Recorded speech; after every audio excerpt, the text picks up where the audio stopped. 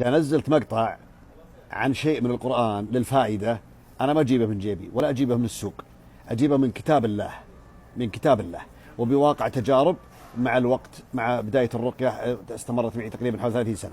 أتكلم الآن عن التعطيل. أنا نزلت في أحد اتصل بي أو إني نزلت مقطع والله ما أتذكر، لكن في أحد اتصل بي وقلت لهم طبقوا كذا كذا، طبقوا مرة واحدة اللي هي سورة الدخان وسورة الصافات وسورة الأنفال وآية الكرسي والمعوذات والفاتحة، طبعا تقرأ كل واحدة منهم مرة واحدة باليوم، مرة واحدة على ماء، ويغتسلون فيه ويشربون منه، ويكررون مفتوح المجال يوم يومين أسبوع شهر حتى تفرج بمشيئة الله سبحانه وتعالى. اللي عندهم تعطيل عن الزواج أو عندهم تعطيل، طبعا التعطيل ما يجي عبث، يجي أما بعين أو بحسد أو بسحر أو من الله سبحانه وتعالى قدر ذلك. فلذلك أسأل الله العظيم أن يكون القرآن ربيع قلوبنا وشفاء صدورنا وجلاء همومنا ونور بصرنا وبصيرتنا. استعينوا بالله وطبقوا واستمروا. أسأل الله